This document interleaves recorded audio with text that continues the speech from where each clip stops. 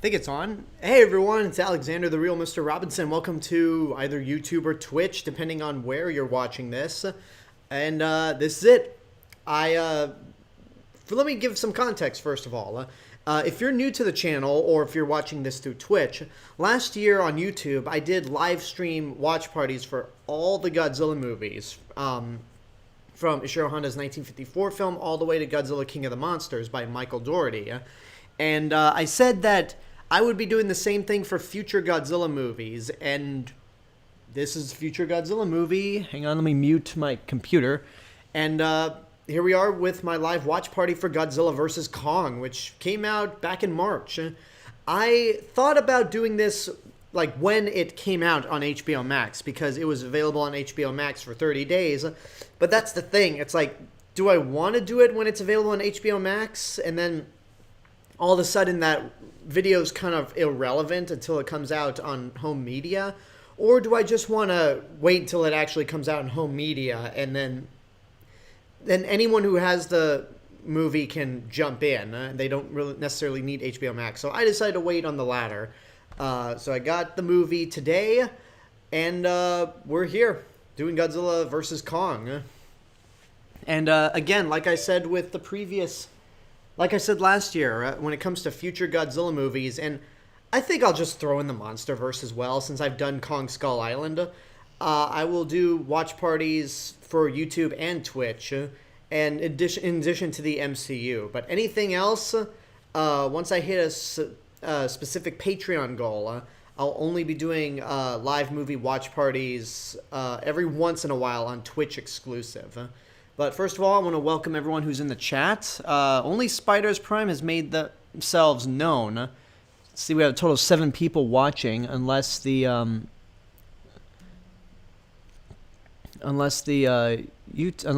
Streamlabs app is not working, or maybe people just aren't talking right now. Swisher35 on Twitch says, "Hey, how's it going? Love this movie.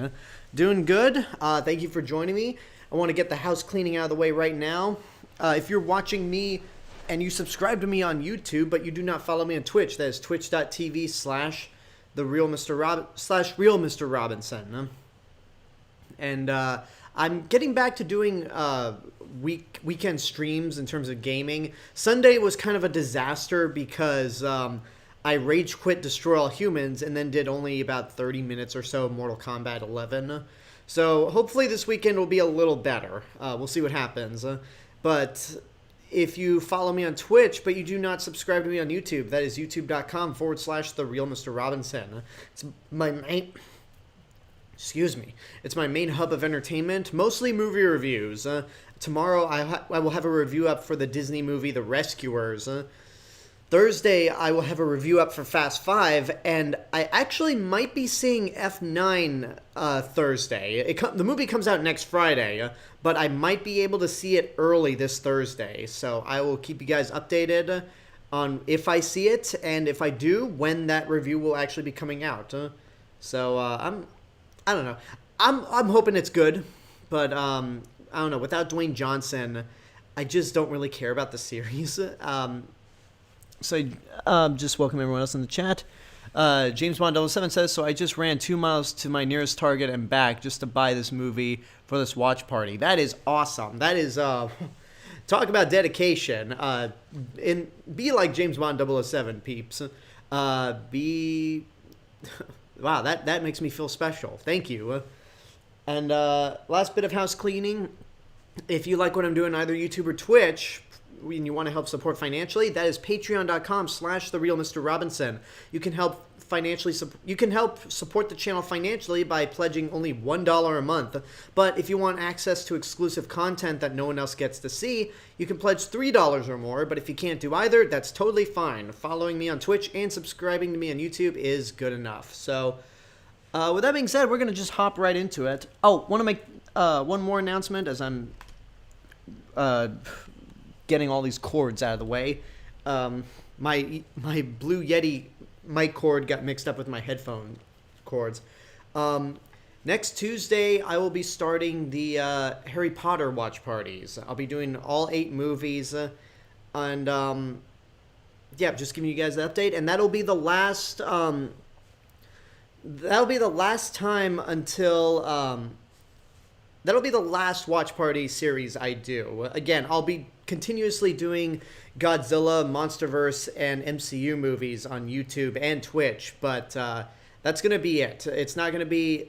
I'm not gonna do any more watch parties unless, again, I hit a specific Patreon goal and I do them like every 2 weeks on Twitch exclusive. Spiders Prime said, I got my DVD through Amazon very quickly. Big Bad Production says, I am ready. And you know what? If you guys are ready, I'm ready too. So, get this started. I'm going to push the play button right now.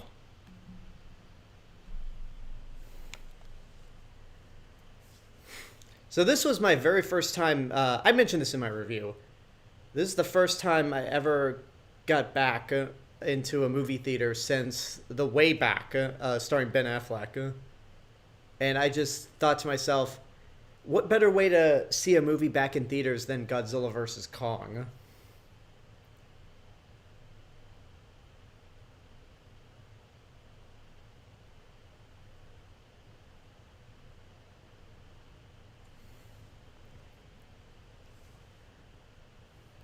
Somewhere on Skull Island with those ugly ass birds.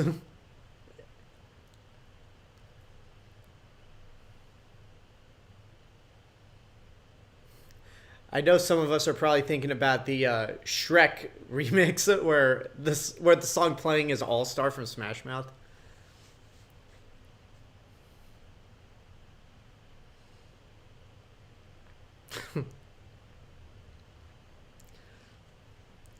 Yeah, scratch that ass, Kong. It's like, hey, why is Kong the main character of this movie over Godzilla? Because Kong's more relatable, hence scratching his ass.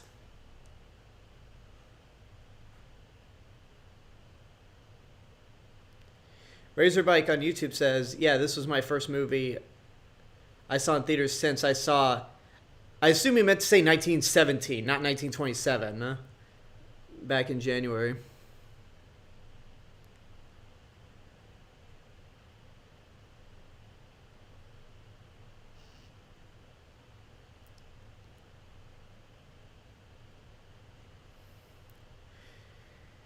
Giselle100 says, would you like to read my script when I'm done? Huh? I heard you tagged me on that on Twitter. You can send it to me and I can read it, but just be prepared for honesty when it comes to reading it. Razorback says, I don't have this on Blu-ray, but I do have it on Amazon. All right. Swisher says, when you get a chance, you should definitely listen to the audio commentary with Adam Wingard. Didn't realize he was a huge Godzilla fan. Huh?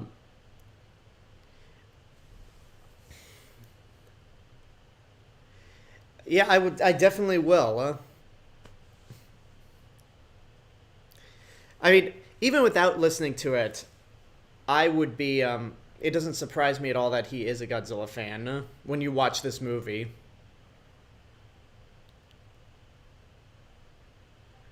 Someone's not happy. Like, that's such a sad notion that he's trapped. Like, basically, they just built a giant shelter over him on Skull Island. And that, of course, there's a storm that wiped out the island because nothing good ever comes out of Skull Island when it comes to the island's fate.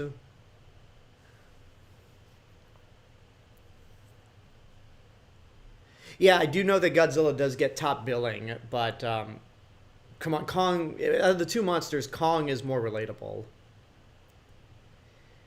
Like, I don't think I ever said this in any of my reviews, but Kong is pretty much like our connection to nature, whereas Godzilla is nature taking its vengeance on us.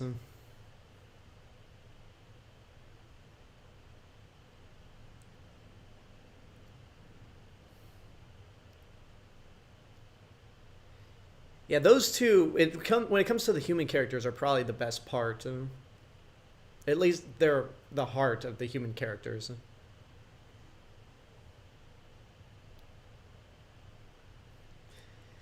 And then we get into probably the coolest and most epic credit sequence in the Godzilla series since Final Wars.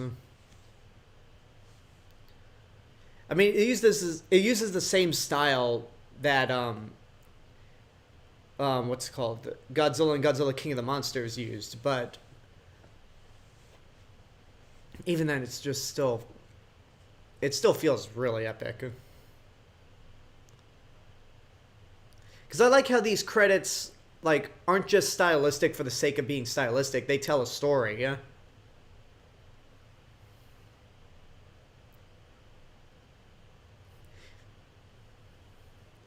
It is so weird that Kyle Chandler is in the MonsterVerse, and he was in Peter Jackson's King Kong, and yet it's almost like because he's in this movie so little, it's like he doesn't even acknowledge Kong's existence.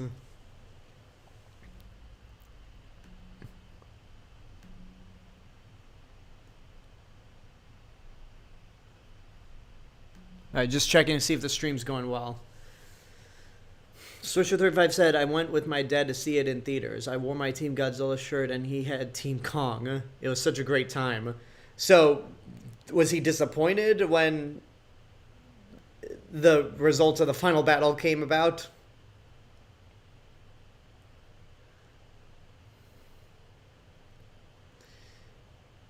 Yeah, and really, this part here, it's like, it missed the other movies. Well, there's not much for you to know going into it outside of Godzilla fought a giant Muto and won, Kong fought a Skullcrawler in the 70s and won, and Godzilla saved the entire world from King Ghidorah. And yeah, they specifically show Ghidorah to go, he's going to play an important role in this film. And then you got the two headliners.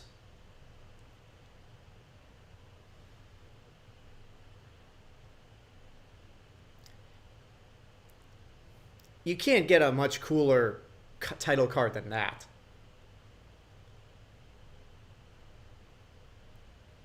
And then you get probably the worst aspect of this movie.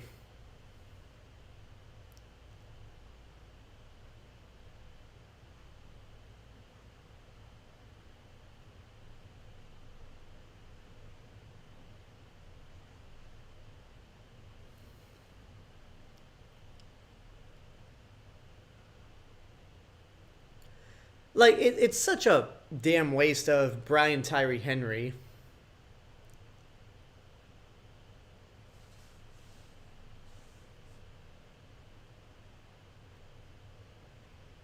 Like, he's just some crazy Alex Jones type conspiracy theory, except his words aren't actually harming people.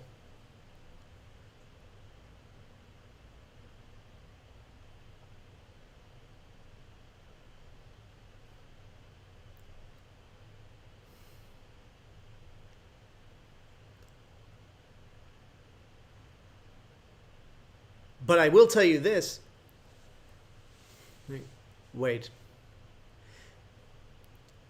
Now let me introduce you to our newest creation, Skynet. This is pretty much Cyberdyne. Except, no, it's Cyberdyne to a T.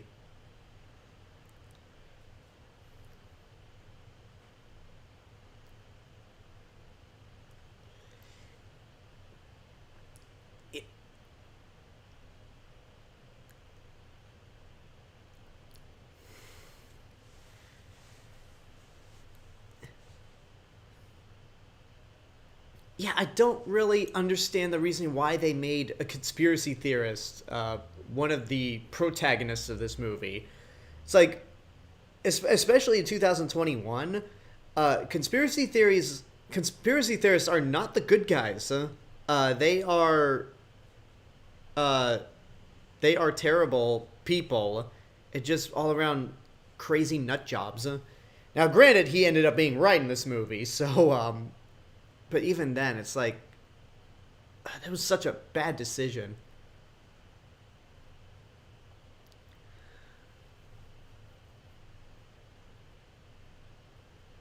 Justin Toner says, I'm disappointed there are no deleted scenes on the Blu-ray. Lance Reddick's character was cut almost entirely out of the movie. Yeah, that's true. And he just got recently cast as Wesker. Is it Wesker or Weskler from the head of the Umbrella Corporation from Resident Evil? It's like, come, and then also, one of the actresses from Godzilla King of the Monsters was supposed to be in this movie as well. And then Jessica Henwick, who you may have seen in Iron Fist, Game of Thrones, Star Wars The Force Awakens, and Underwater, she was supposed to be in this movie as well, but got cut. So clearly there's a lot on the cutting room floor. So let's see. We are 10 minutes into this movie and already Godzilla has popped up.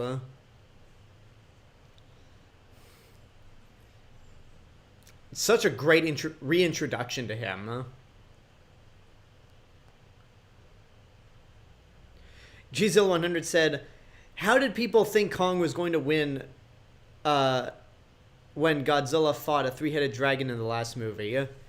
I don't know. It's like, y'all are really hard on this Team Kong position, huh? All right, well, I'll see you on the other side when you're disappointed. Like, Greg Alba from The Real Rejects, his fiance was completely on Team Godzilla, and she was just like, all right, well, come back to me when you are crying that Kong got his ass kicked.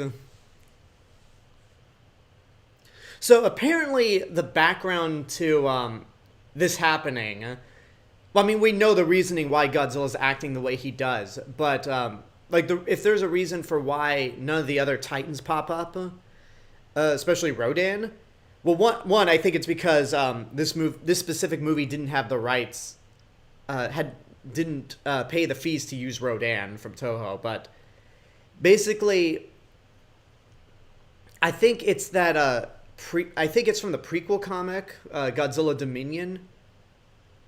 Which, by the way, Brian Tyree Henry, you're gonna get radiation poisoning now. But anyway, apparently, like, Godzilla sensed Ghidorah's presence and told all the other Titans to stay dormant until he took care of this problem. Which I think is pretty cool.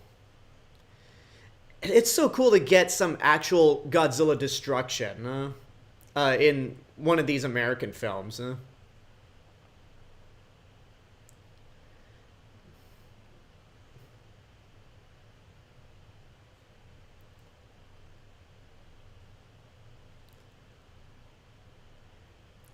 Okay, eight people dead.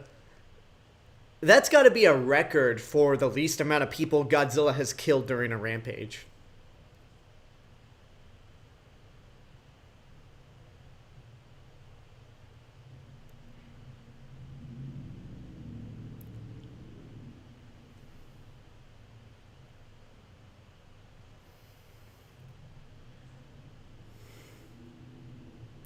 Gzilla100 says, you know why Kong is just called Kong in this series? People keep saying it's a copyright thing, but when you really watch all the movies, except for the Japanese ones, he's never referred to as King Kong in any of the movies. He's simply referred to as Kong. So I don't buy that. I don't buy that bullshit reasoning to why Kong's only referred to Kong. Now, if that was the reasoning to why they don't say, the titles of the movies don't say King Kong Skull Island or Godzilla versus King Kong, then I could believe that. But within the movie, in all the previous films, nobody refers to him as King Kong.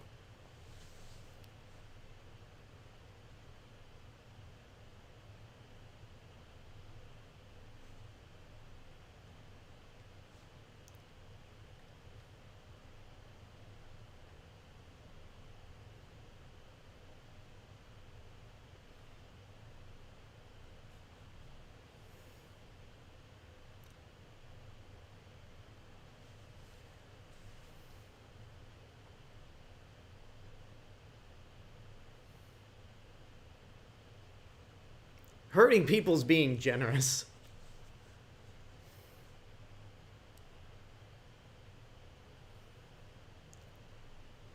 Yeah, it's a shame he's not used in the like this that plot line could have been a great follow up with Godzilla King of the Monsters. I mean, you got Millie Bobby Brown, and you have pretty much the Ghidorah skull. So this movie, it's not like this movie ignores King of the Monsters like The Rise of Skywalker ignored The Last Jedi. It's like, no, we acknowledge the last movie, so we're going to follow up on some of those aspects.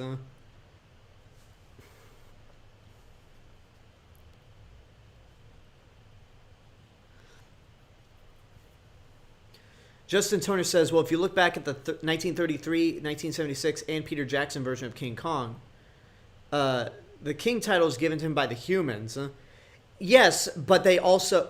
But in addition to the natives calling him Kong, nobody... even any of the humans never refer to him as King Kong. Ladies and gentlemen, look at Kong, the eighth wonder of the world. Why, in a few months, his name will be up on lights on Broadway. Kong, the eighth wonder of the world.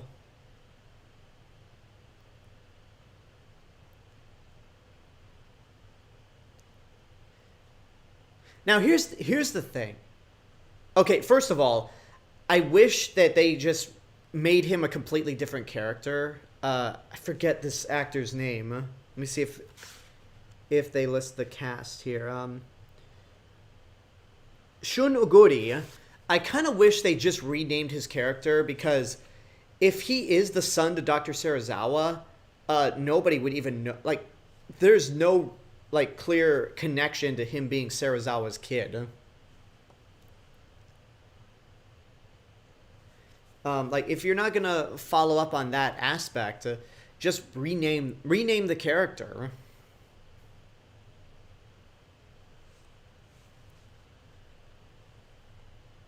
And also, one thing I gotta say, I know they make Walter Simmons like the antagonist, but you know, in a way, he's actually not in the wrong. Like, because Mechagodzilla was created as basically as a defense. Shit. My controller fell over. I'm a few seconds ahead, so I'm gonna wait till the timer catches up.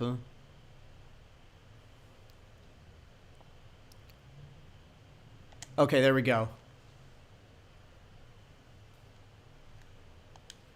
I'm gonna put my controller aside so I don't run into this accident again. Apparently, Justin Toner says, I wonder if scenes showing his motivation were cut out like the other stuff we talked about. I'm pretty sure it was, but I think that stuff is mentioned in the novelization, because the YouTube channel Dangerville talks about all the context in the novelization and how the spirit of King Ghidorah took over Mechagodzilla. Yes, as Black Wolf 249 says, I think you should check out the expanded novel.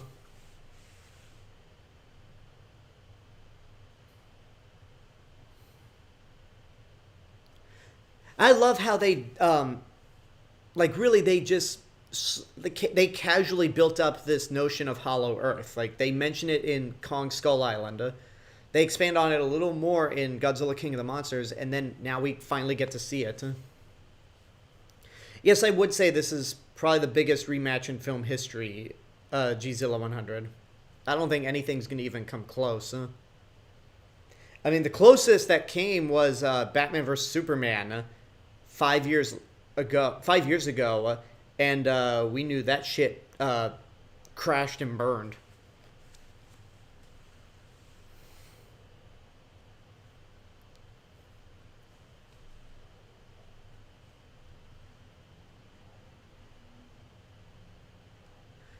King Batzilla Reviews says hello. Hello there on YouTube.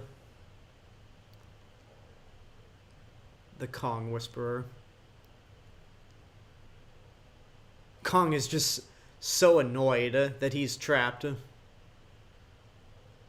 So apparently Skull Island has just turned into a Camino where it's always nighttime and it's always raining hard. But anyway, as I was saying with Simmons, he's not entirely in the wrong with creating Mechagodzilla, because Mechagodzilla was created in the chance that some of the Titans would go AWOL, especially Godzilla.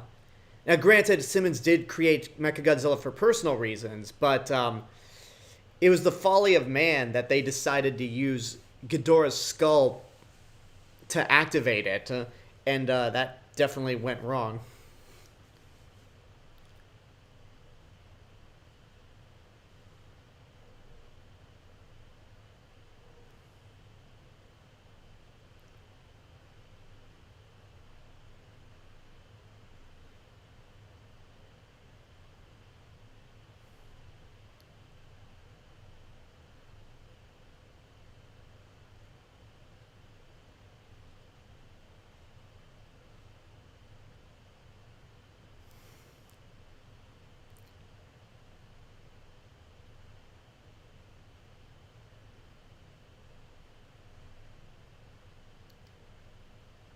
So we're just going to completely ignore that Dr. Brooks is the one that discovered Hollow Earth. That's somebody who should have come back. If they were going to actually do an expedition to Hollow Earth, they should have brought back... I keep forgetting this actor's name, but Miles Dyson from Terminator 2. Because he was in Godzilla King of the Monsters as the same character that Corey Hawkins played in Kong Skull Island.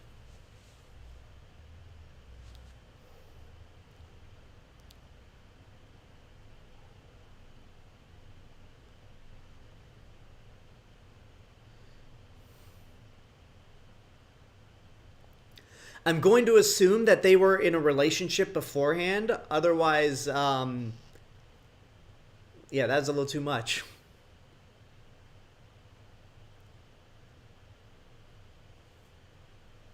Yeah, this movie came out like just as movie theaters were starting to open, and some people weren't yet in the zone to get vaccinated. So I can understand how some people were timid of going, but I risked it. Elijah Brink asked, "Did you see this in theaters?" Which, first of all, welcome to the stream. Yes, I did. I saw it in IMAX opening day, masked up. I didn't even get any popcorn or food because, like, I am not vaccinated, so I am just keeping my mask on during this entire screening. And then I saw the movie again in theaters after watching it a couple times on HBO Max, and felt more comfortable getting food and drinks.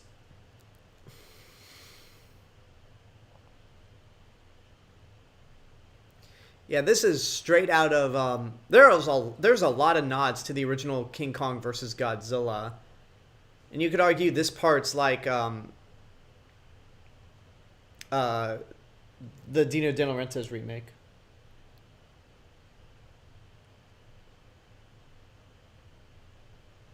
And Hear You, apparently.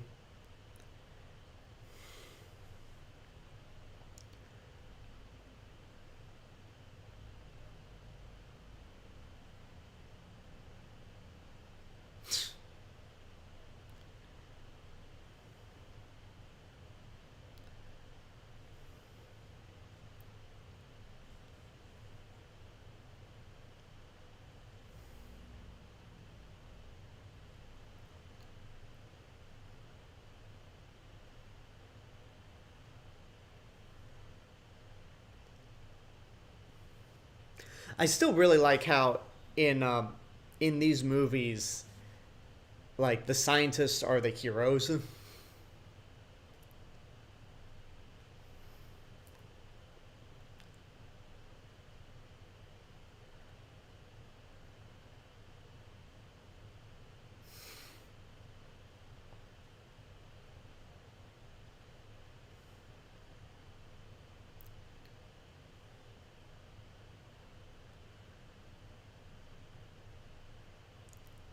Yeah, somebody mentioned it earlier, but Yeah, that's kind of a interesting contrast that Simmons is like Doctor Who, and his daughter is like Madame Madame Piranha from King Kong Escapes. I mean, right down to that trench coat.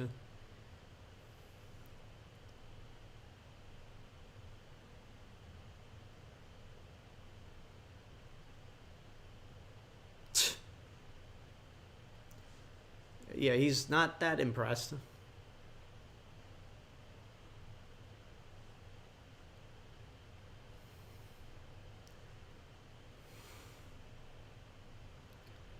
Okay, there's a question I wanted to get to. Didn't your Adam Wingard requested a simple design for Mechagodzilla after watching Transformers Dark of the Moon? I would imagine anyone would, because the designs in those movies are... It's just like metal mashed together.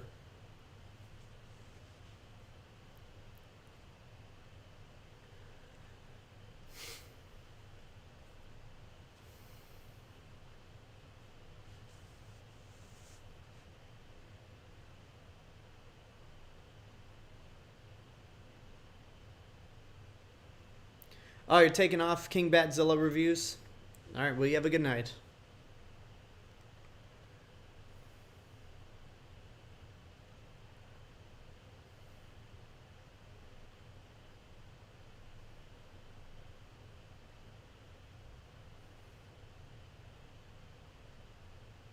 Yeah, but neither does Godzilla, so... There's gonna be a lot of you dead if you allow them to fight. So you gotta say, the fact that they managed to make it as far as they did before Godzilla intercepted them is pretty remarkable. That's a stroke of luck.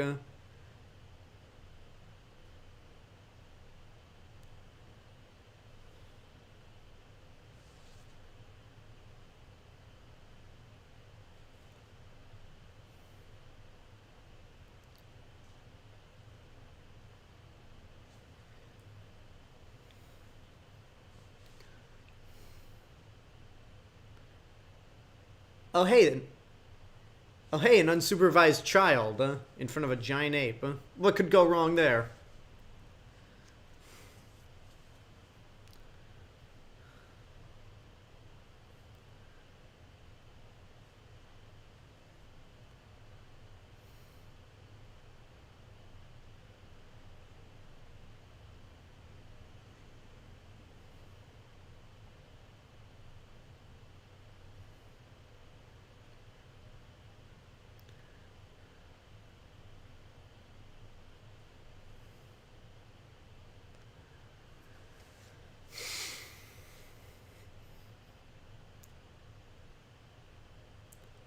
Now, when they showed that shot in the trailer, I always thought it was inside, like, a ship. I mean, I guess, I don't know why I thought that, because the trailer did show that Kong was on the outside, so, I don't know. Them chains gotta be super strong, says Swisher35 in the chat. Yeah, I imagine that those are actually made of chrome steel. Like they do a better job than the chrome steel chains that Denim claimed would keep Kong contained. It's like I know everything.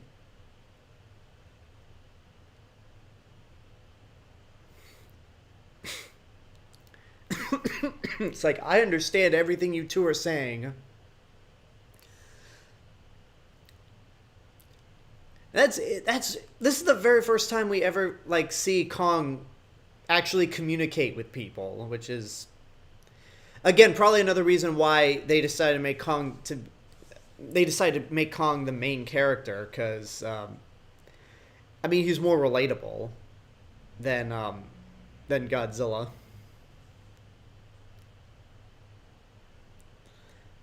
And then we're back to this.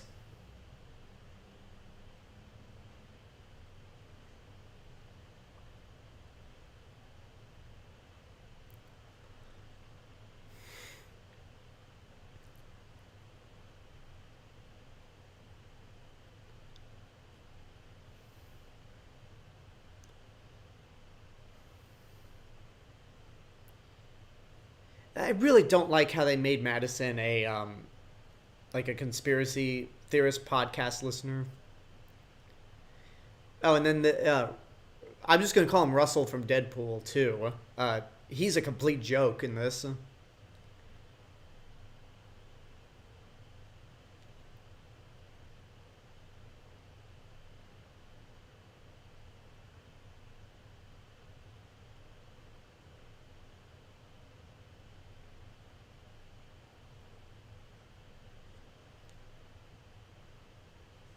No, he's a weirdo. He's a weirdo.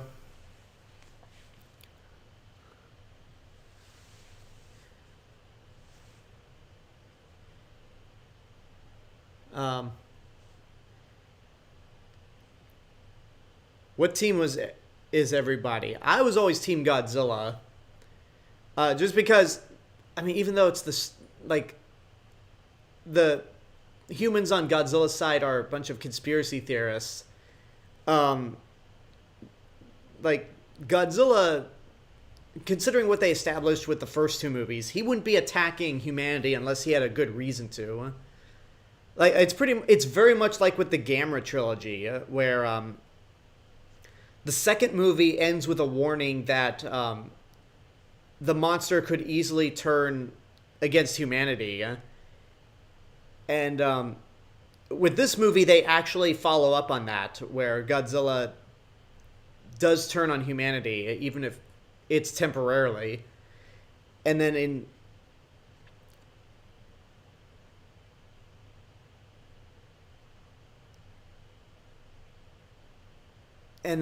what's it called?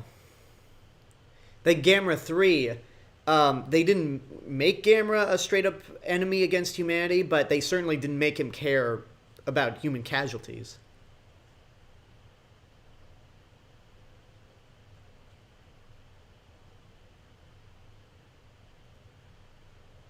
I forget his name, but he pops up on the Daily Show. I don't know if he's still on there, but he's going to be in Shang-Chi.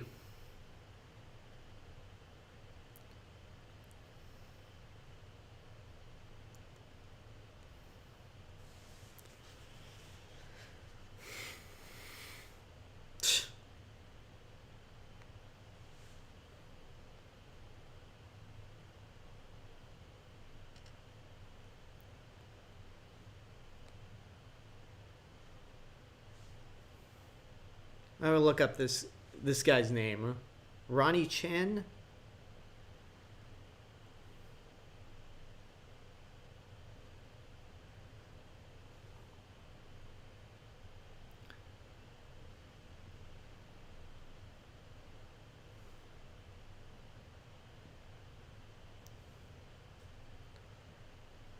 Let me see. Ronnie Chang, yeah.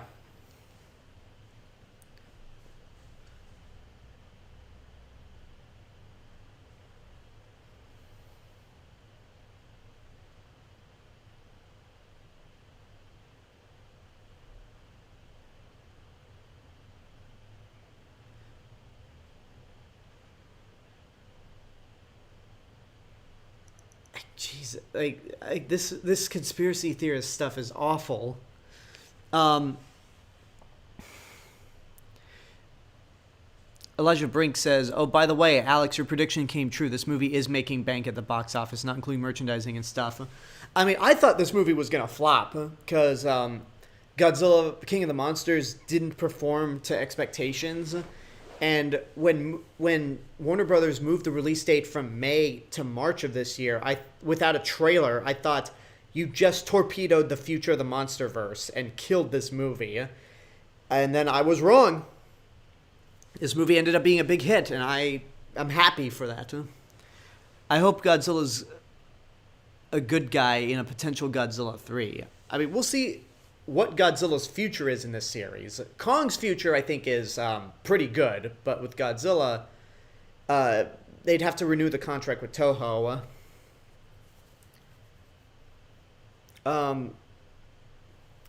We'll see what happens. I think the best thing to do, I don't know, Matt Frank came up with a suggestion that despite Godzilla, like, being cool with humanity after Mechagodzilla gets destroyed, it'd probably make more sense that humanity declares war on Godzilla. But we'll see what happens.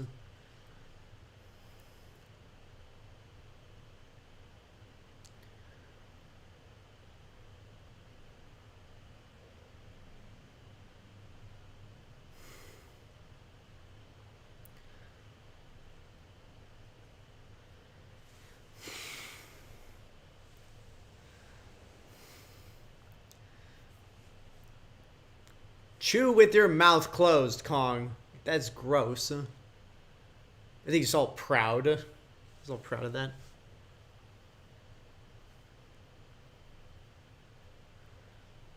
If the MonsterVerse continues, what would you want to see them do next with Godzilla and Kong?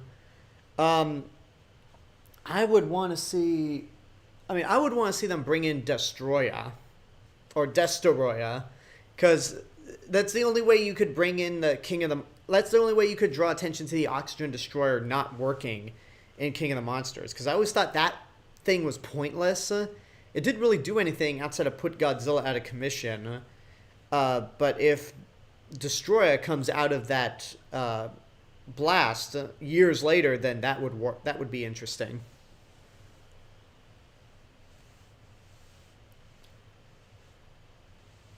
Don't Spider's Prime. Don't put that evil on this movie, saying that's a lot of fish. Don't reference Don't reference Roland Emmerich's movie.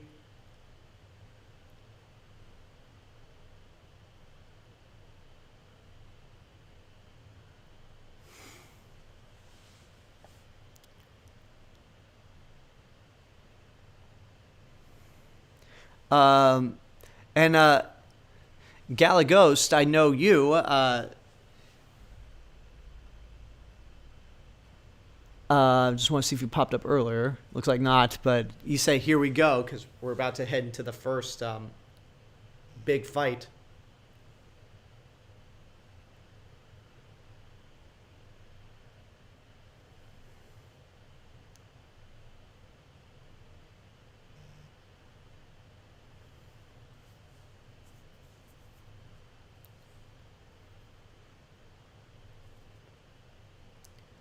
Okay, you know what's funny?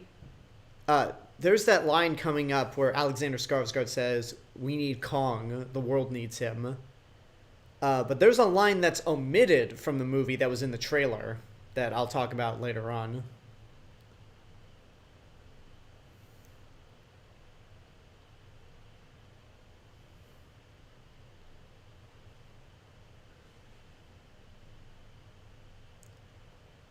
The terror in her eyes when she realizes Godzilla's close.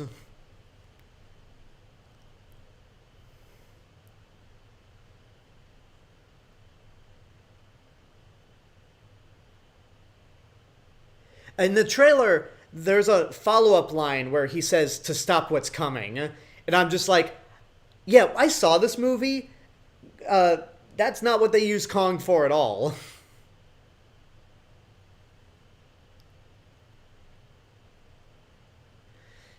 I wasn't a huge fan of the song they used in the trailer, but that's just me, yeah.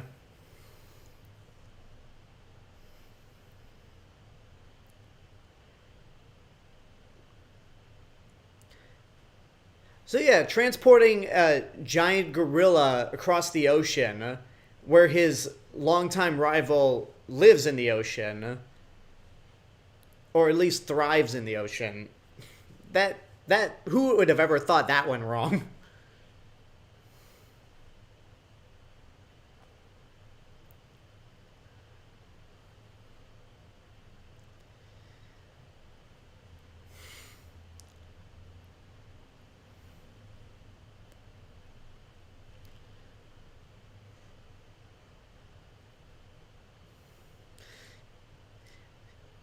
His spines just tore through that battleship like it was paper. Swisher35 says, "I wish they had the Godzilla theme." Same here. Like I wish Tom Holkenborg just used the actual Ifukube Godzilla theme rather than create a discount theme. But I don't know. I mean, his score is not bad, not in the slightest, but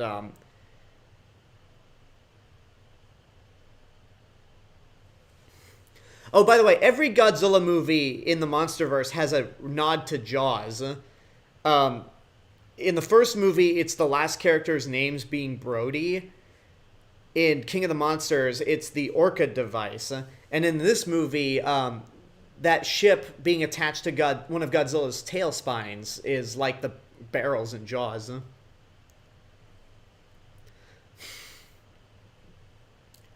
Yeah, that didn't work out, Kong. You roaring into the ocean as if you're trying to intimidate Godzilla. I got very Rose floating on a door vibe when Kong was being transported on that ship. Yeah, I could see that. And then there's also the physics of how two giant monsters are able to stand on these ships that probably couldn't support their weight, but whatever. Johnny Gallagher, first of all, welcome to the stream, says, are you going to review Godzilla Singular Point? Of course I am. I'm excited to see that, just as any Godzilla fan is.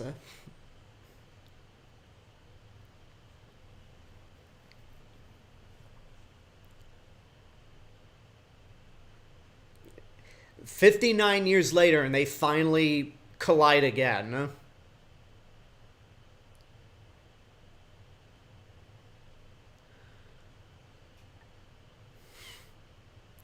Kong did pretty well that first bout,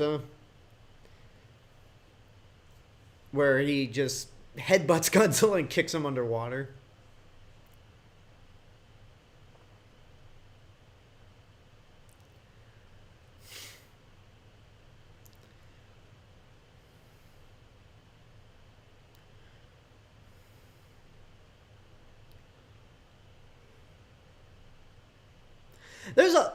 Whenever the monsters roar, there's a lot of spit coming out of their mouths. Have you all ever noticed that?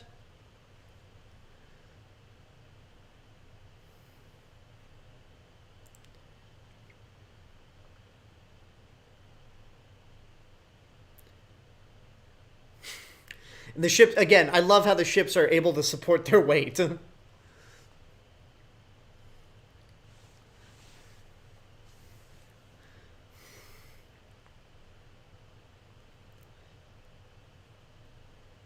That's a cool shot of that pilot on the catapult as he launches with Kong right in the background. Oh, this poor bastard. So yeah, Kong might be the monster star of this movie, but he doesn't give a crap about humans.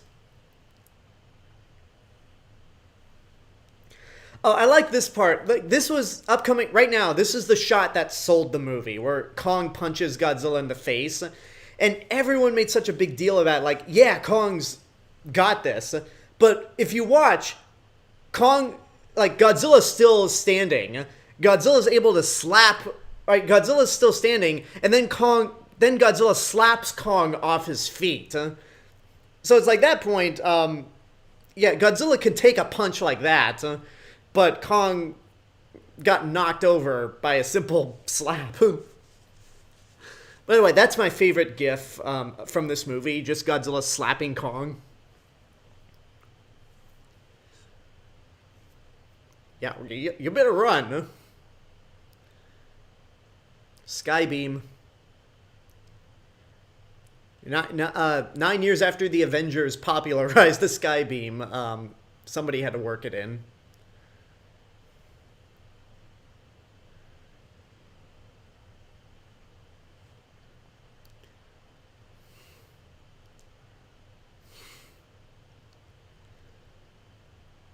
Jeez. Like, this movie, this first fight's pretty brutal. Swisher35 says Kong has no chance. But it's like, Yeah, this fight takes place in Godzilla's element. Like, they're in the middle of the ocean. But at the same time, there's human interference that can either distract Godzilla or save Kong.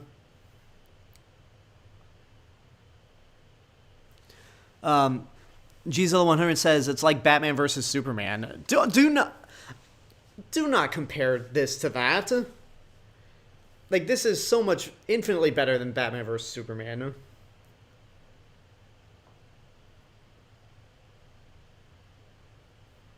Oh yeah, I know about the ripoff movie from Asylum, Ape versus Monster. I think Double Toasted actually reviewed that movie.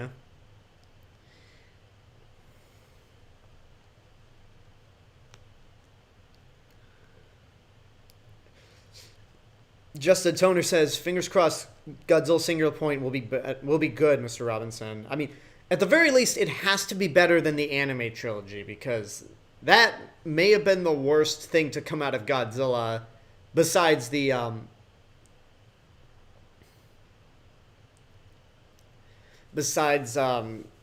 Roland Emmerich film. I won't go that far, Spider's Prime. I wouldn't compare this to Civil War because it's not as deep or character driven as that movie. But yeah, Batman. This movie is pretty much the. I'll just say that this movie is the anti-Batman versus Superman.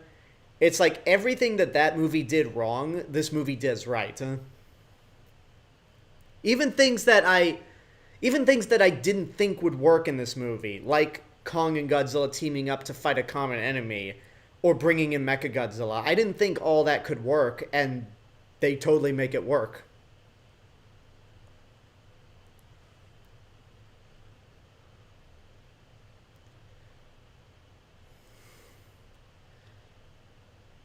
This stare down.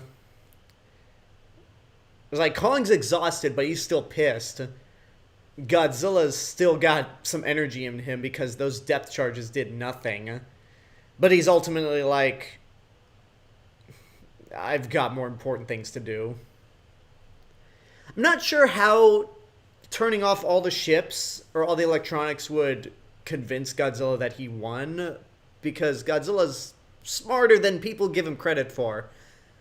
But thank God it worked out in their favor.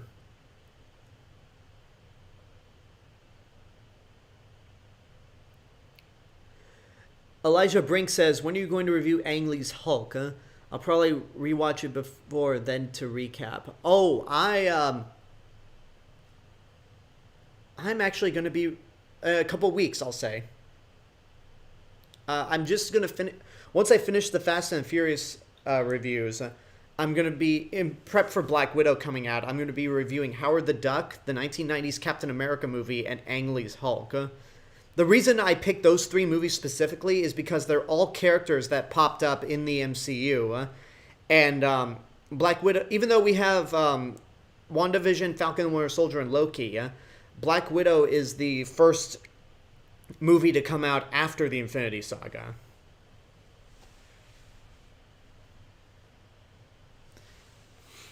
Johnny Gallagher says, "What villain monster should be in Godzilla vs. Gamera?" I think Godzilla should be the villain. I don't think there should be an enemy monster, but then again, there has to be. We'd have to have a Godzilla vs. Gamera before we decide on what it's actually about, and although to be honest, I feel like Godzilla, and I know I'm probably going to annoy some people by saying this, but Godzilla vs. Gamera is probably more likely than seeing sequels to Zack Snyder's Justice League.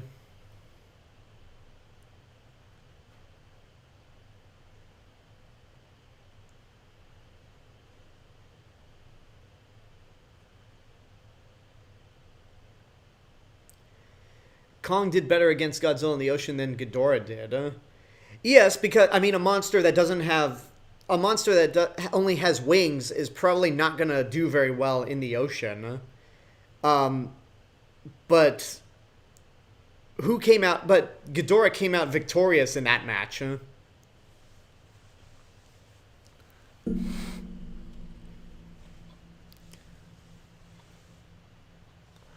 The 1990s Captain America film was the film that broke you, wasn't it? I remember you saying you reviewed 3 movies and one of them broke you. No, I haven't. I've not rewatched the 1990s Captain America movie or Ang Lee's Hulk, and I never saw Howard the Duck. So whenever I get around to it, that'll be my first time watching it. But no, it's a movie that I've seen before, and I'll say this right now: it's one scene that broke me, not the whole movie.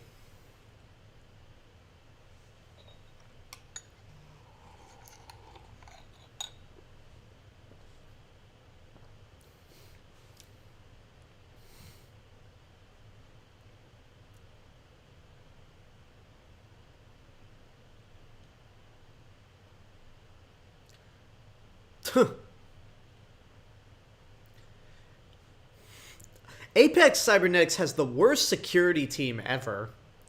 I mean, just that casual, all right, close it up, and then later down the line, when these 3 characters are in plain view through a glass window, and they're like, and none of the security guards even notice.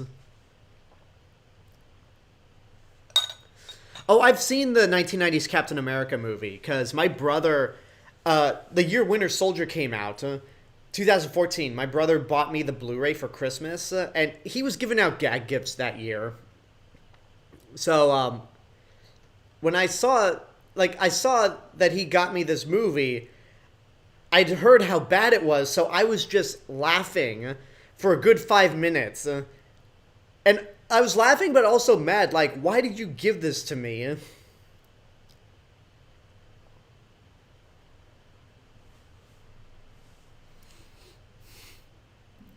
We've come a long way since Kong was tied up to balloons and hanging like this, being transported to Mount Fuji. We've come a long way since that.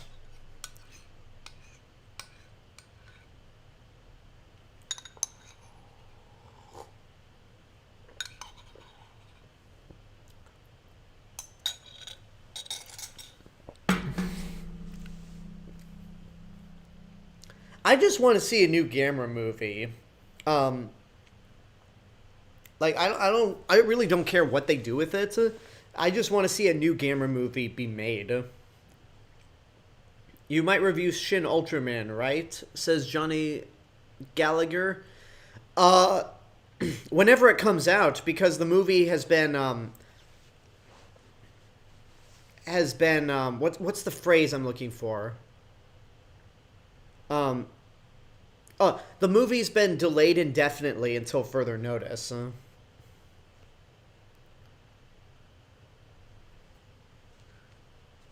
So whenever that movie comes out, or whenever I'm able to see it, I'll certainly review it. Even though I've only seen snippets of the original Ultraman show. You know, like, Kong is as big as Godzilla in this movie, and yet he looks so tiny compared to the entrance to Hollow Earth. Like, you gotta think how tiny Godzilla is compared to that little entrance.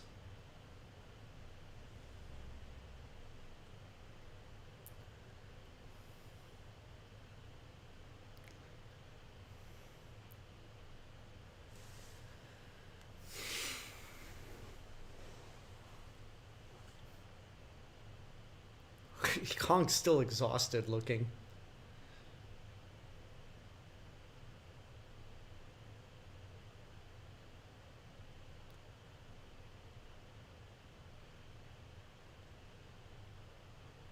He's not interested.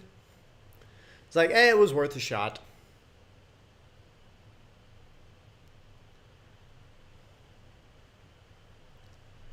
I mean, the 90s Captain America movie, when I get to it, it's fun in that so bad it's good quality. Like, it's a really hilarious film. Not for the ways they intended.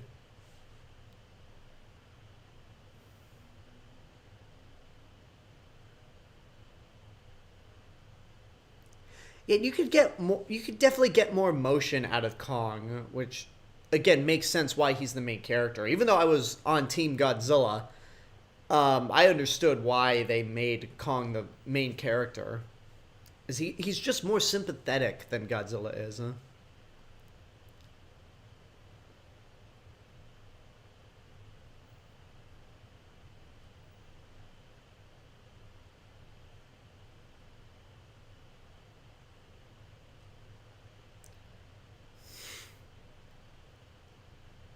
Razorbike says, "I've only ever seen the first 30 minutes of Howard the Duck. I, I'm, I know the movie's on Peacock, but I am really nervous about seeing that movie for the first time." Oh, there he goes. Kong's on the move.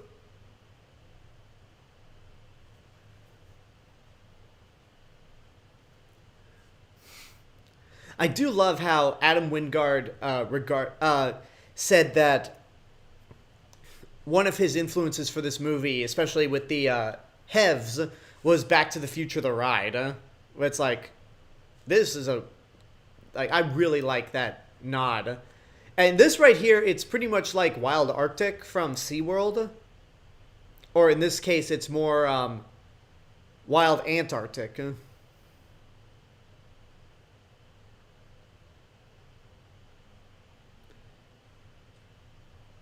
Yeah, this whole even before knowing that Adam Wingard cited Back to the Future: The Ride as an influence for this sequence, I thought to myself, when's this ride coming to Universal Studios?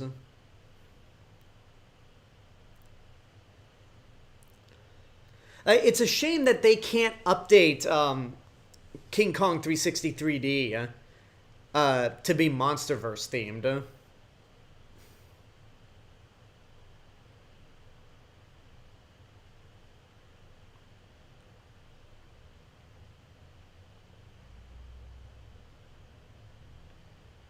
It's good to know that Monarch has there's water bottles specifically branded to Monarch.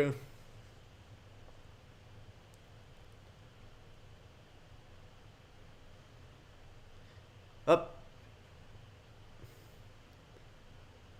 There he goes.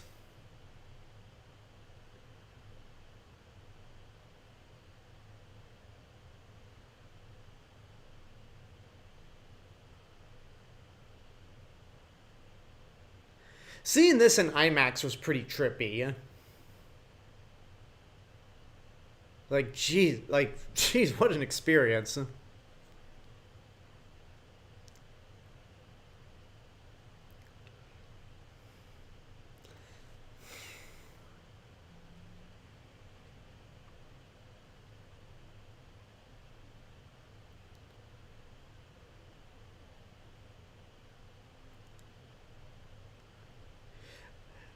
We need a MonsterVerse 4D ride at Universal Studios, says Johnny Gallagher. Yeah, I mean, I don't see where they'd put it. I mean, it couldn't be at any of the American theme parks because you already have King Kong 360 3D as part of the studio tour in Hollywood, and then Skull Island: Reign of Kong, which I don't know if that was supposed to be themed to the original King Kong prequel that was going to be made when the project was with Universal before it became Kong Skull Island, or if it was just a coincidence and Universal just wanted to bring over an attraction, just wanted to build a new ride at Islands of Adventure. I've heard of Fanboy Flicks. I know the Flick Pick, but I'm not too familiar with let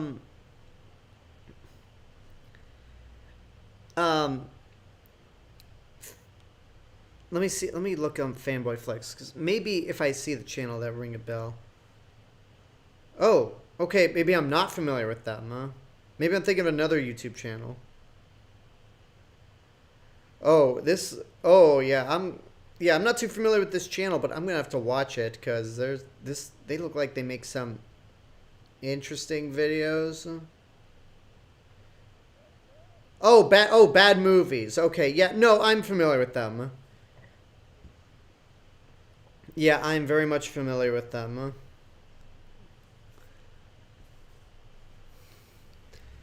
Um, hey Alex, Razorbike says, "Hey Alex, how is the Velociraptor ride at Universal?" Man, I could tell you everything about that ride if I didn't live in Hollywood. Yeah, I may have been obsessed with the opening of Velocicoaster, but unfortunately, I don't live in Orlando, and I haven't been there since 2008. So I wouldn't be able to tell you about it. This sequence is so like the idea that they made Hollow Earth. They actually took us to Hollow Earth and they created these monsters, or these new monsters, is pretty cool. Now, granted, these flying dragons look like they came out of D Wars. It's a terrible movie if you guys haven't seen it. But yeah, just launch all the missiles.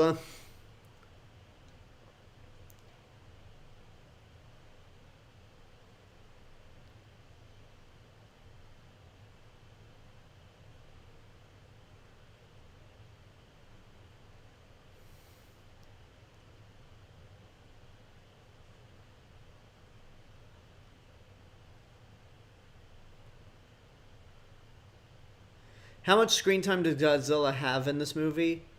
Um, Probably a little more than the past two movies. I don't know.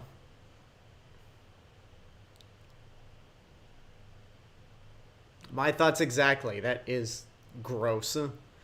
Yeah, I haven't seen somebody make the updated Godzilla screen time counter or ranking since this movie came out.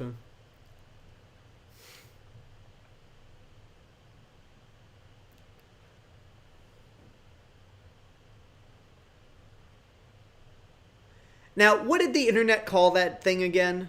That little, like, weird reptile that ate one of those hermit crabs?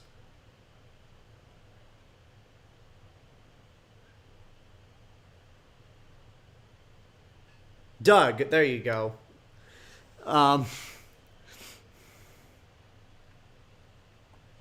oh, um, no, Razorbike. Basically, you do some really desperate things when in quarantine, and I discovered that Universal Orlando has their own shop online where you could just buy stuff regardless of what state you're in. So I bought a Velocicoaster shirt, and like that shirt I was wearing, I was at Universal. I was at City Walk, just buying time before I went to see In the Heights, and because it was the same day as the opening of Velocicoaster, I just decided to wear that shirt, and said, I may be on the West Coast, but that doesn't mean I can't celebrate the opening. But I'm planning a trip back. I I'd like to try to go back to Universal Orlando maybe January, because I imagine things would be a lot better back then. And January is the best time to go to a theme park. No crowds. And in Florida's case, you don't have to worry about the humid weather. Because I imagine right now in Florida, because a Florida summer. Oh man, like, I mean, I've spent some summers in Texas. That place is humid. I can't imagine what Florida is like, considering that it's pretty much a swamp.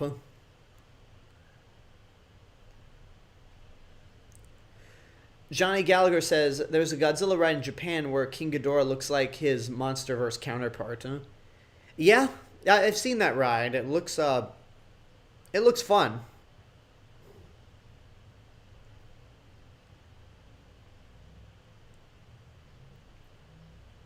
Yeah, this kid has no purpose to be in this movie outside of just being the butt of all the jokes.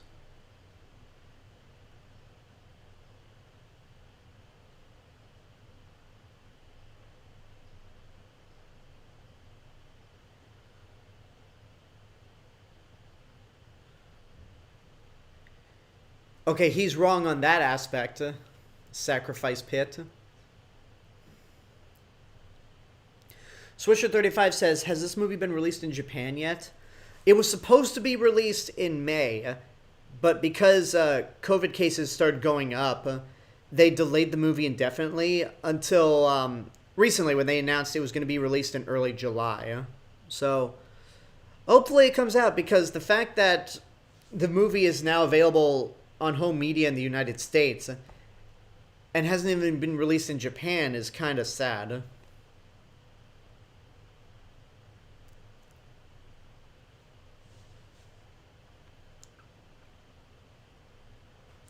Okay, so seeing the movie in context and thinking about all the trailers, I was not disappointed by I was not, like, enraged or disappointed by Mechagodzilla's reveal, because the trailers kind of hinted that there's another force out there, and Mechagodzilla is actually organic to the plot. He's the reason why Godzilla's acting the way he is. And it just doesn't come out of nowhere the way Doomsday does in Batman vs. Superman. Because Doomsday has literally no reason to be in that movie.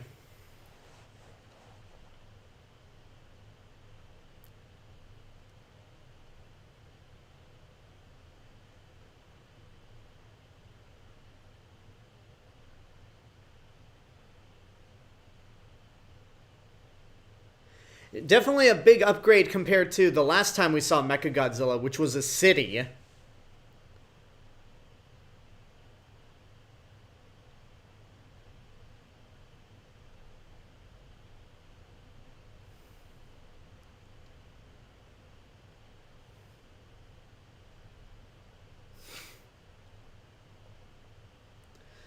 It's cool that the Skullcrawlers came back, even if it's just this one scene.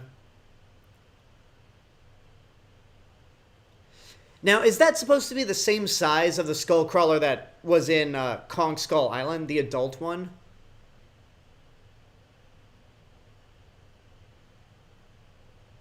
Because it looks slightly bigger. Because if it looks as big as Mechagodzilla, it has to be bigger than the one that Kong fought at the end of Skull Island. Man, that is such a brutal way to go.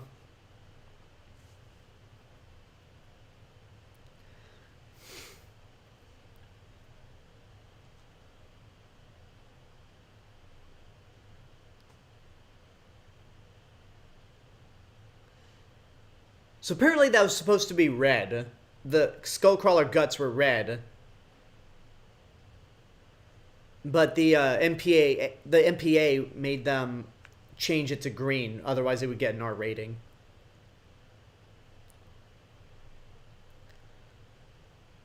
What do you think of the anime Mechagodzilla's design? Are you talking about the city, or are you talking about the look of Mechagodzilla from, like, the Bandai toy or the first movie?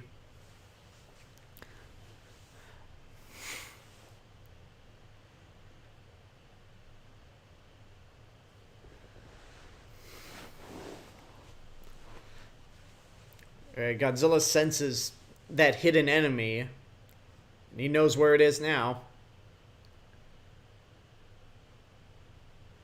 And we're back to probably the most useless character in this movie.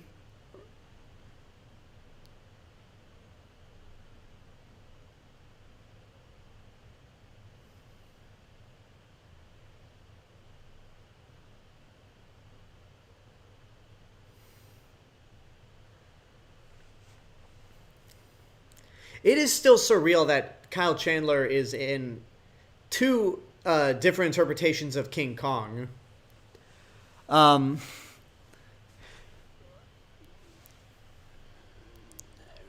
Razorbike said, "Oh, I remember the Velocicoaster tweet I saw. It was you responding to someone who tweeted that someone peed in one of the seats, and I thought that someone you worked with you were responding to." No, but I've had experiences like that at the Hollywood Park, and it's just like, why do people do this? Like, why do people have to Why do some theme park guests have to pee or crap in the queues or somewhere that's not an actual restroom?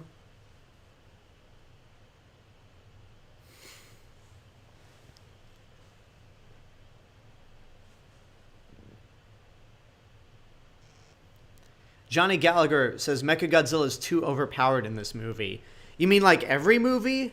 Because if you think about it, Mechagodzilla has always been Godzilla's toughest opponent. And Godzilla's never actually beaten Mechagodzilla without additional help. So I don't think Mechagodzilla is overpowered at all. I think it's more like Godzilla has never been beaten up as bad as he was in this movie.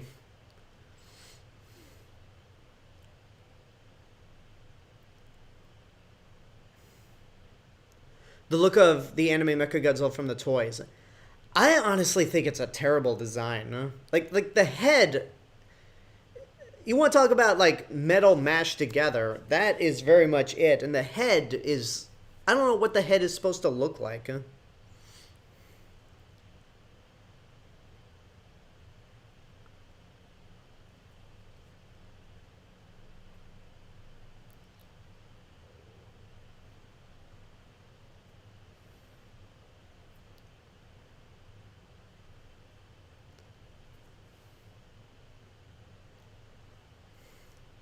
I think what it is that people end up waiting so long in line that their bladder bowel control just fails them. Then go before you get in line. It's as easy as that. Like, look at the wait time and think to yourself, hey, can I hold my bladder or bowels long enough to wait in line and go on the ride? Or should I use the restroom beforehand? Like, I work at the studio tour. Because that ride is an hour long, or it can go anywhere between 45 minutes to an hour, we tell every single guest, if you have to use the restroom, do it now, because the ride's an hour long. Whatever, that's the last I'll say about this. And before, like, I'll accept one more, I'll answer one more question, or one more thing that's not Godzilla related or Kong related. Are you going to review Camp Cretaceous Season 3? I want to. It's probably going to be a late review, but I think Colin Trevorrow confirmed that there's going to be a Season 4. So maybe I'll just review Seasons 3 and 4 as a double feature.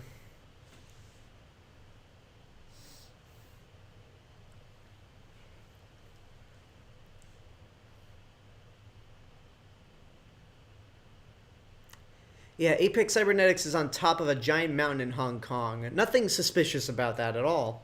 Nothing ominous. Daquan Tates, hello there. I'm doing good. Thank you for joining the stream.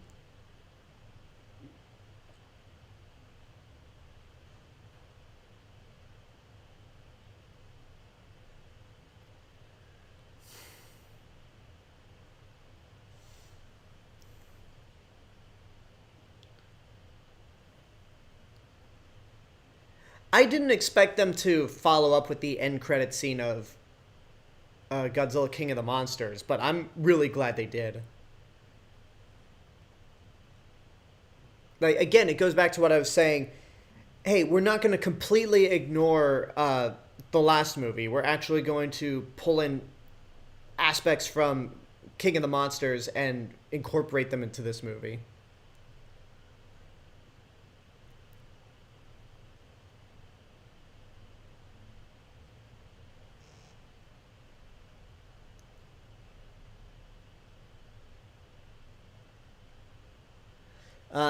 Have you watched Pacific Rim the Black?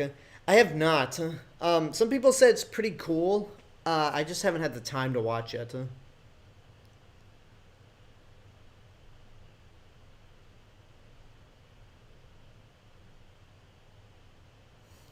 I do wish this finale took place in Tokyo rather than Hong Kong. Because the fact that none of these MonsterVerse Godzilla movies even have Godzilla in Japan, and it kind of bothers me, but whatever. If If they make more MonsterVerse movies featuring Godzilla, then maybe they'll correct that error. That's a classic Godzilla shot. Godzilla's walking through the city. You see his foot stomp to the ground as everyone around him, as all the people just run in terror.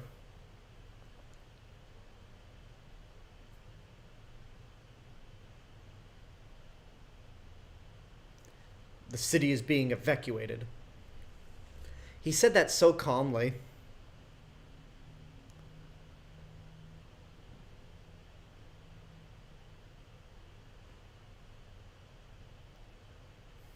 Oh, it's glowing.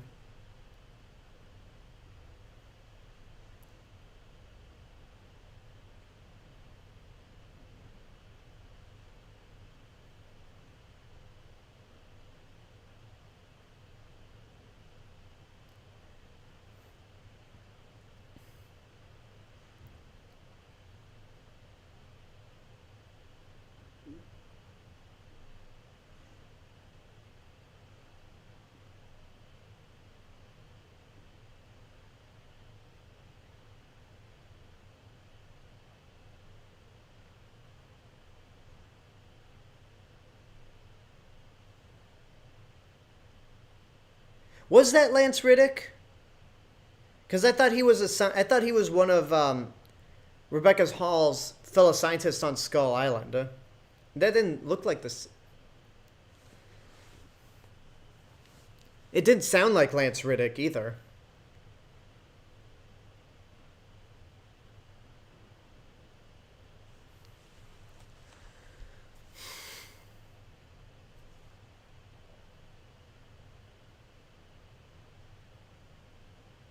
Oh, this scene. It's like, you want a moment that can rival Godzilla blowing up the meteor in Godzilla Final Wars and not taking any damage? This might be it, where Godzilla just drills a hole into Hollow Earth.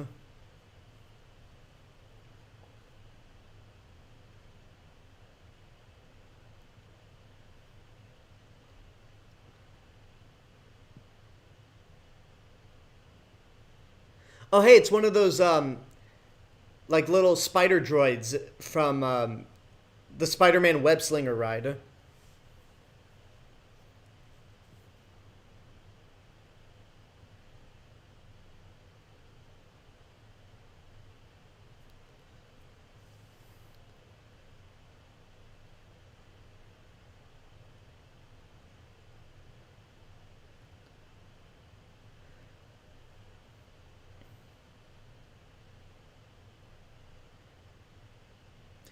The novelization is what this movie could and probably should have been. I guess I should just check out the novelization then. Yeah, Kong's not having any of that.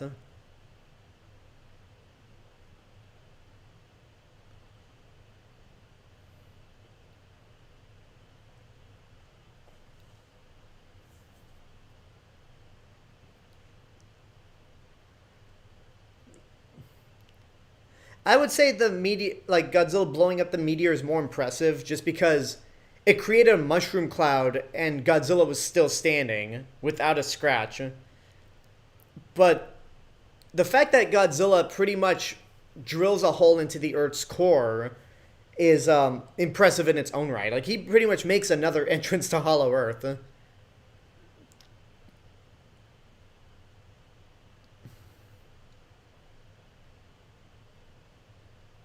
Oh, that poor guy.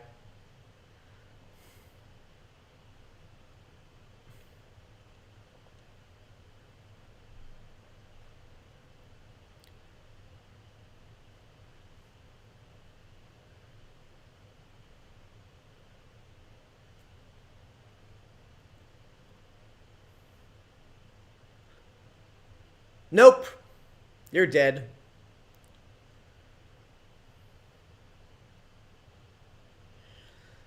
Ugh, these things are... Those creatures are kind of... Oh, gross.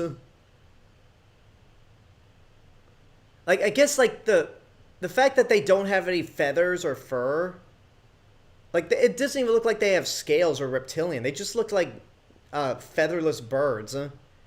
It's just creepy.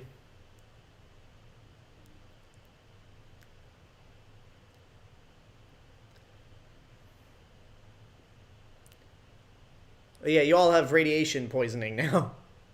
Or radiation sickness. Again, Godzilla drilled a hole through the earth. Like, if you're still on Team Kong by this point, then I got $1 million Malibu house I need to sell you.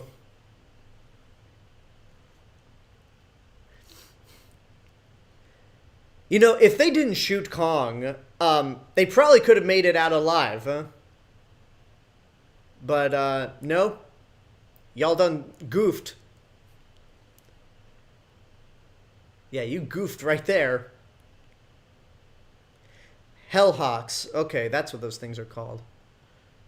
And there's goes the giant Kong statue.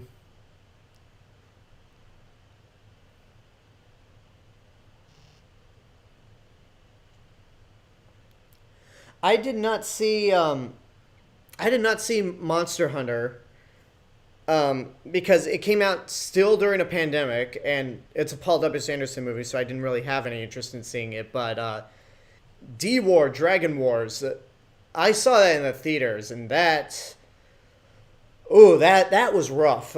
I thought that movie was going to be really cool, but it was so not.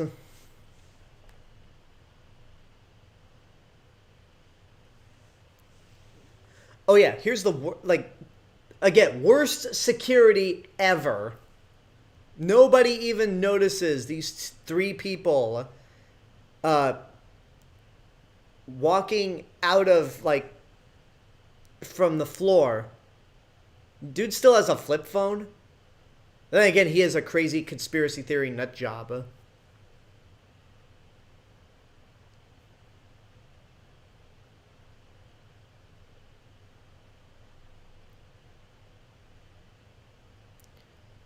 You know, it actually would. I agree with that line.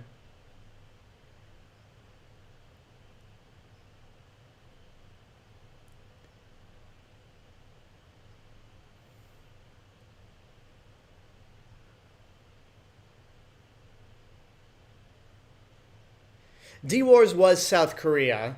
It was a South Korean production, but made with American actors in Los Angeles.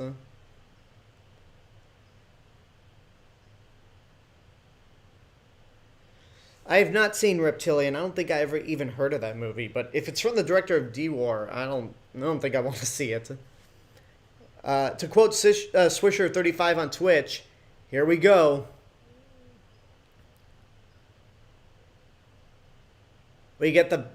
Now we get the big fight.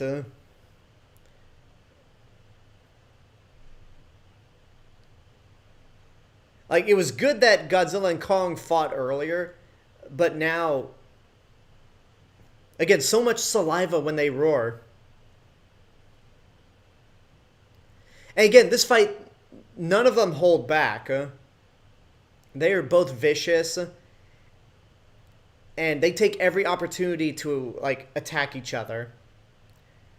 It's like, I have Godzilla's atomic breath. You think trying to break my jaw is gonna? You think breaking Godzilla's jaw is gonna do anything when he could just easily launch his atomic breath and keep the hands away?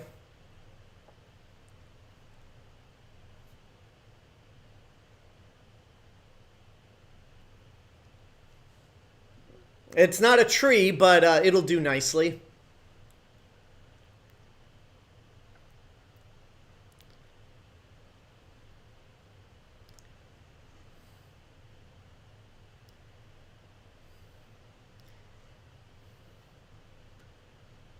That is a tiny Ferris wheel.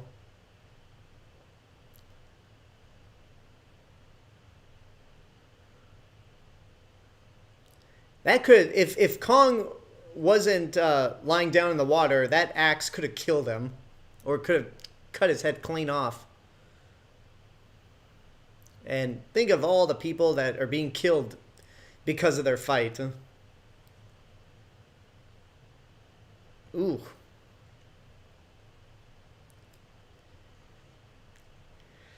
Ooh, that, don't ever do that again, Godzilla. Like, that smile, it's like, Godzilla smiling is something I never thought I'd see, and something I don't think I ever want to see, because, again, because Christ, that's terrifying.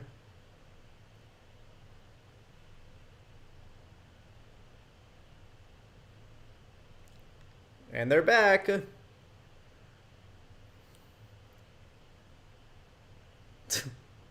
Yeah, this is a straight up Back to the Future the ride moment.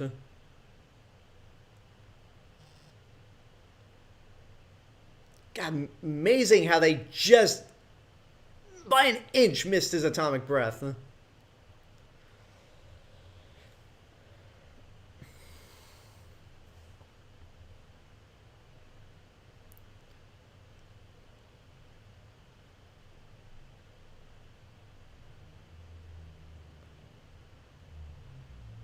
Oh, here's the other shot that sold the movie.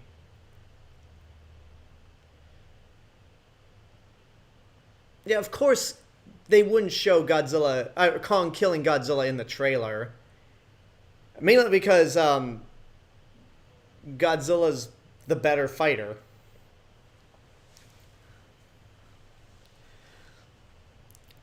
Johnny Gallagher says, Godzilla Earth has a permanent smile.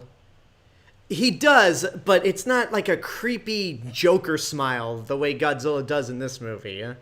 Like, it's just like... Turner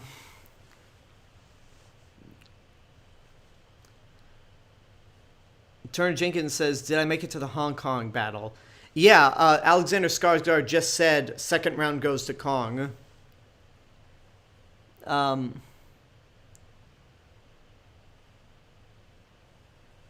Humanity would have a raging hatred for Kong. Why? Why Kong?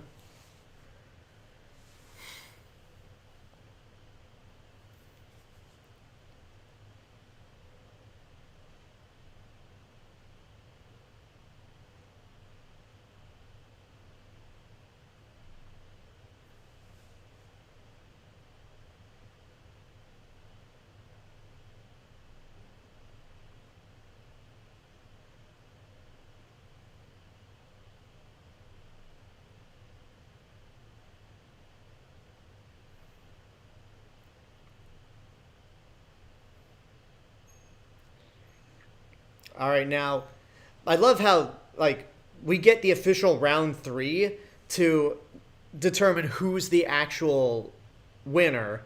And I just love how, like, you feel so sorry for Kong, but I also love how vicious Godzilla is. Like, Godzilla's not playing around in this last fight.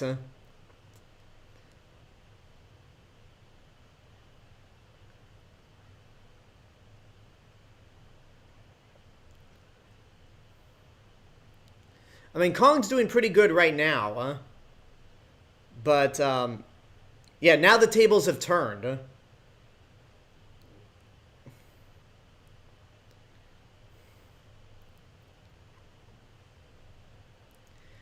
And, yeah, Kong dislocating his shoulder is definitely going to do it.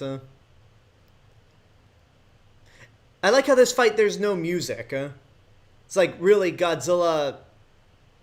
Like, you don't need music for this fight.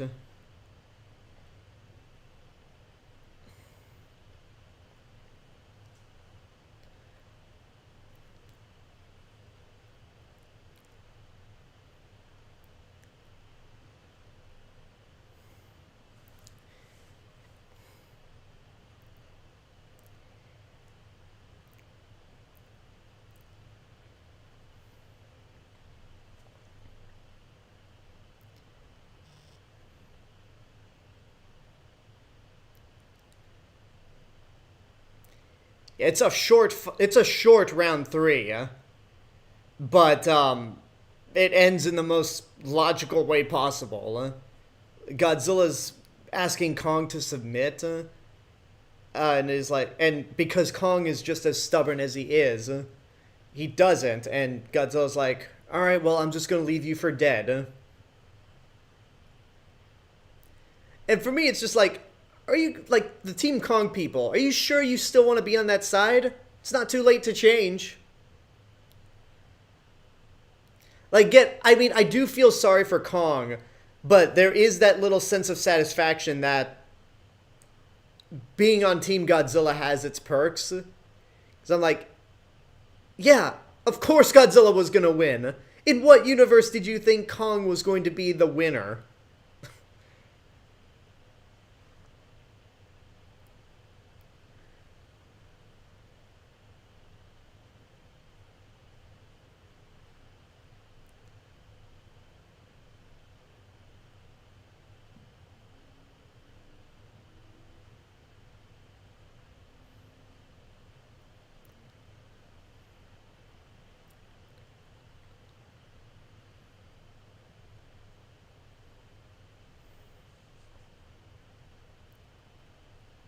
You could hear hints of Ghidorah's roar as the power's going into Mechagodzilla.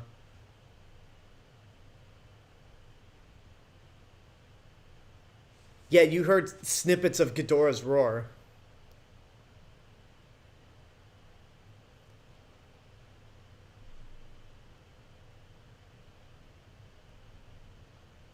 Dude, get out of there.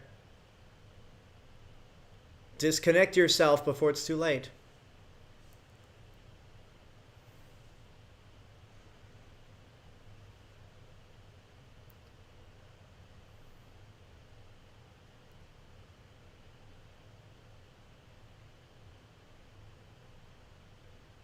Your death at the hands of one of your own creations.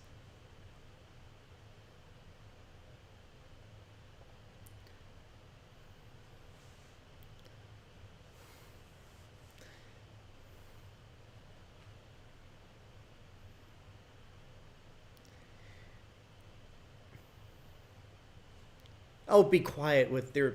I don't know. Gzil100 says, in the 1962 movie, Kong was the winner. No, he wasn't. That movie ended in a draw, and Tomiyuki Tanaka was the one that confirmed it. So, again, there was no winner in King Kong versus Godzilla. Which is one of the reasons why Adam Wingard said, no, this time there's going to be a definite winner. Yeah, now we got Mechagodzilla rampaging through the city. Or pretty much it's Ghidorah reborn. Like, that's a creepy notion. Godzilla's arch enemy is controlling his most powerful enemy.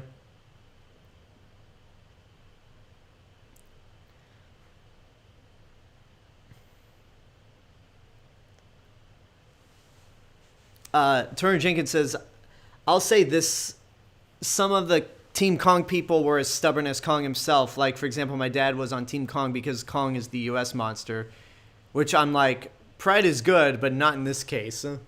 Yeah, and also it's like, I know we like to root for the underdogs, which might be the reason there was a lot of Team Kong people, but sometimes you just have to be a realist.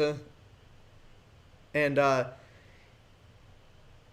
you realize Kong was not going to be...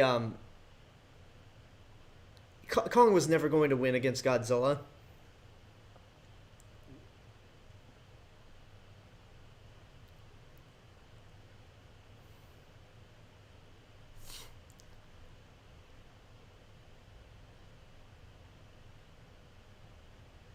And yet, Godzilla doesn't get as... Godzilla's never gotten it this bad in any of the previous films. Like, he just gets... He pretty much gets massacred by Mechagodzilla. Which, again, as it should be, because Mechagodzilla was specifically... Every incarnation of Mechagodzilla was designed to be a Godzilla killer. So it makes sense that...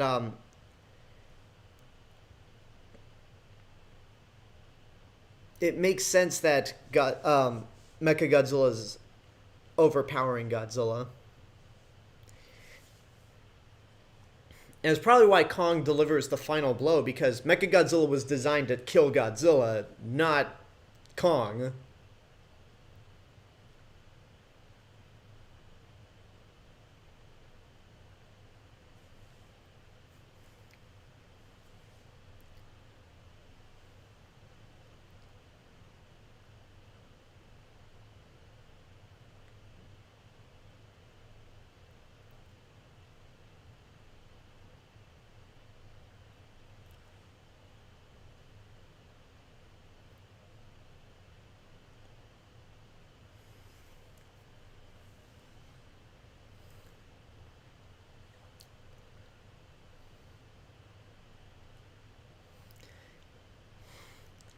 That's a fun shot right there where Mechagodzilla just sways to the side, grabs Godzilla in the back, and Godzilla just chomps towards the camera and then is pulled back.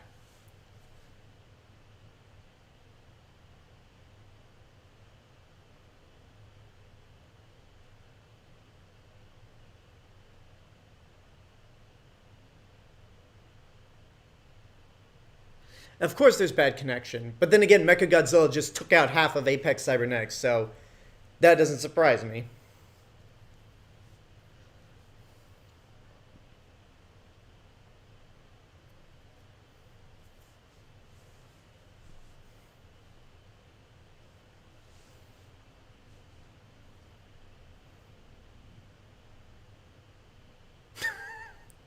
Okay, that's a. I don't think the MonsterVerse excels at humor, but that's a pretty funny joke.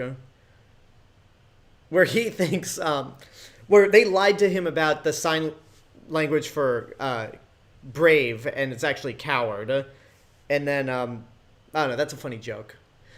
This part, for some reason, I didn't expect them to do this. The beams locking. And my little geek heart exploded with, oh shit, they're doing this.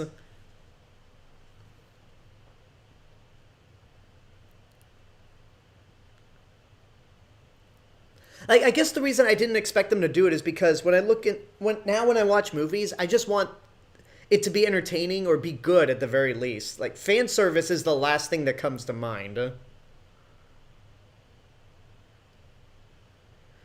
Okay, here comes probably the worst reaction to an explosion behind you that I've ever seen. Like when Alexander Skarsgård's running away, the way he just reacts to the explosion. It's like he couldn't throw himself out more, as if there was actually a blast. I don't know. Megalon should have been the villain in Godzilla vs. Kong. Megalon makes makes literally no sense to be the villain in this movie. And plus, like, who's gonna sell more, Megalon or Mechagodzilla?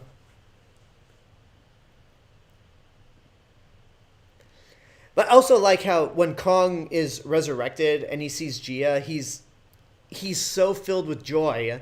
But then when she tells him that Godzilla's not the enemy and that Mechagodzilla is, he is so like, he begrudgingly, like, it's like he doesn't want to do this. He doesn't want to help Godzilla, but it's like, you know what? For this little girl, I'm gonna do it anyway.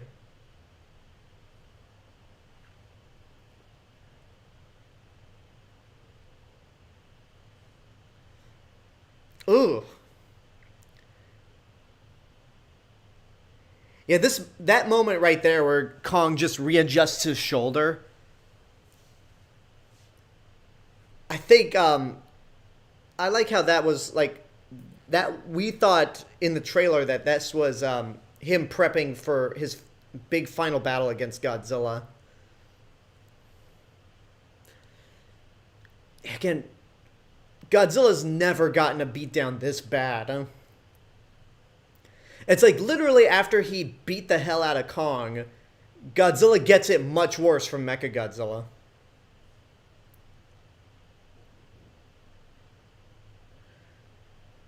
Here's something that I never thought I needed to see, or never thought I'd see, and never thought I'd wanted. Kong fighting Mechagodzilla. And 2, Godzilla and Kong teaming up to fight Mechagodzilla.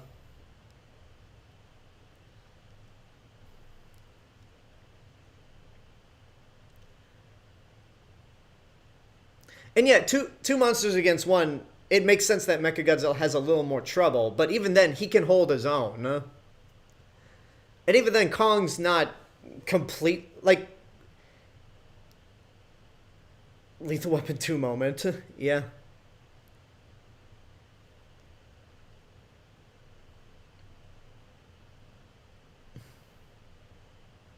And even then, like, with the axe, it doesn't do anything against Mechagodzilla. Like, in its current state, it's practically useless. It's not until Godzilla helps Kong that he's able to defeat Mechagodzilla.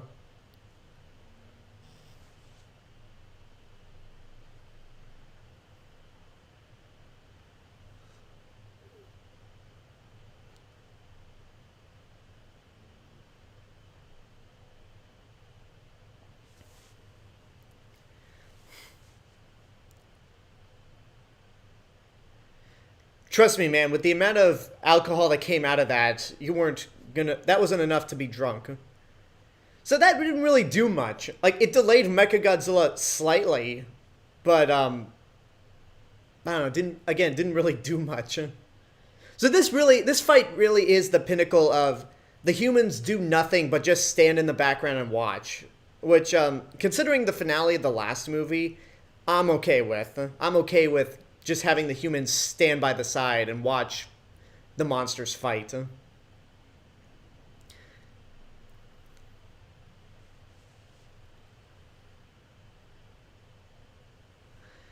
Even though, like, Mechagodzilla's a machine, he still gets a pretty brutal MonsterVerse-style death. When Kong just goes full Sub-Zero on him. And just pulls his spine out. Like, that's such a great moment. Up from the Depths summed this up perfectly. Even though Kong lost the fight, he won the movie by delivering the final blow to Mechagodzilla.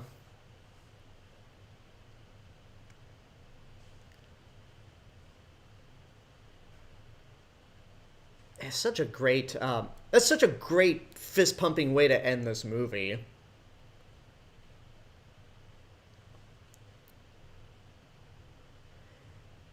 And again, like, thank God the MonsterVerse is... There are talks about the MonsterVerse continuing. Adam Wingard's probably going to do a Son of Kong movie if all the reports suggest, and there's going to be that Kong Skull Island anime. But if this really was the last thing to come out of the MonsterVerse, I would have been upset. Because, like, look, we got to see Hollow Earth. We got to see Godzilla and King Kong fight each other after it was teased the whole time. My thoughts exactly. Shut up, Josh. And we got to see the Big Toho 5. Godzilla, Mothra, Rodan, Mechagodzilla, and King Ghidorah.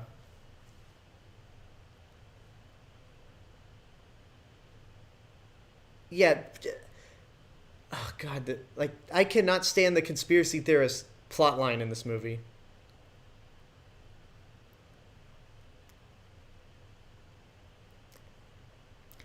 And even then, here, it's like, you think they're going to fight again because they aren't actually friends. They were teaming up to fight a common enemy. And Kong is really on the defensive. What would you say is the worst beating Godzilla's gotten, Razorbike? Because I really can't think of another. But yeah, like... It's like, at this point, Godzilla is not interested in fighting.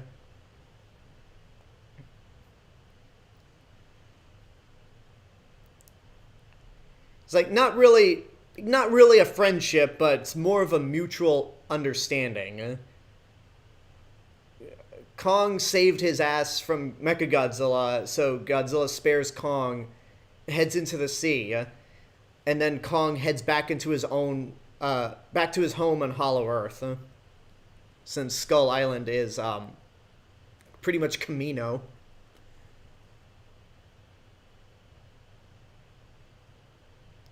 Will we see Godzilla again in the MonsterVerse? Because that's the last shot of this interpretation of Godzilla until further notice.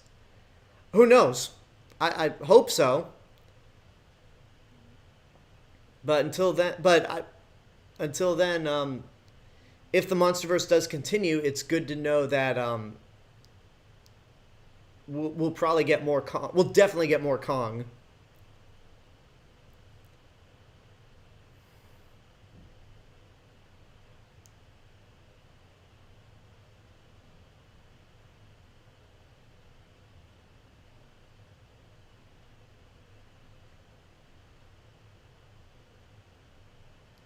There you go. That's the movie. That was Godzilla versus Kong. Um, where does this rank on my favorite Godzilla movies? I'm still planning to do my Godzilla ranking video. It's just mustering up the time to actually do it is going to be tough because that's 30 plus movies. I will say it's in my top 20. I think maybe top 15 of Godzilla movies.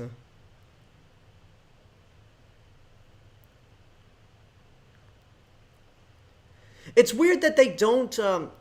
They credit Toho for Godzilla and Mechagodzilla, but they don't credit Ernest B. Schutzak or Marion C. Cooper for Kong. That's weird.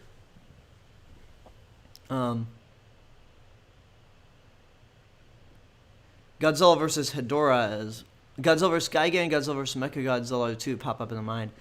I don't think those are nearly as bad beatdowns as this. Because, yeah, sure, Godzilla does bleed all over the place, but Godzilla gets tossed around, thrown into buildings, punched, and it's... I don't know. I feel like the beatdown here is much worse. Johnny Gallagher says, I hope we do see more Godzilla because I'm worried about Toho's World of Godzilla universe. Why? I think that's going to be fine. I mean, the anime trilogy was a failure, sure, but I think I'm willing to give Toho another chance. And if Singular Point is good, as some people say it is, then I think we're in good hands with Toho making more Godzilla movies.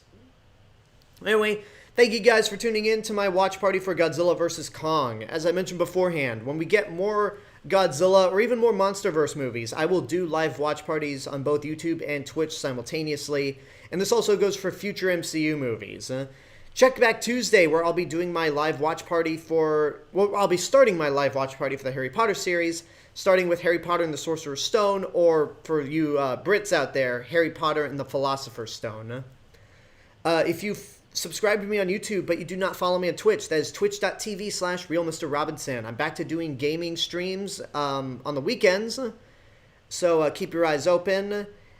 And I will also be doing the Harry Potter watch party on Twitch as well.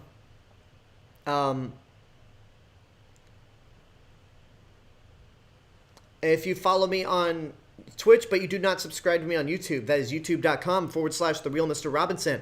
It's my main hub of entertainment, movie reviews, and all other kinds of stuff. And check in tomorrow where I'll be reviewing Disney's The Rescuers.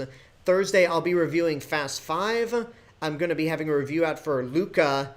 And, yeah, a lot of stuff to look forward to. And like I said earlier in the video, in the stream, I will be doing watch parties for... No, not watch parties. I will be reviewing Howard the Duck, the 1990 Captain America movie, and Ang Lee's Hulk in prep for Black Widow. So check in for those reviews. And if you like what I'm doing on either channel and you want to help support financially, that is patreon.com/TheRealMrRobinson. For only $1 a month, you can help to support the channels financially. Or if you want access to exclusive content that no one else gets to see, you can pledge $3 or more. If you can't do either, that's totally fine. Subscribing to me on YouTube or following me on Twitch is good enough. So, again, thank you guys for tuning in. And until next time, this is The Real Mr. Robinson telling you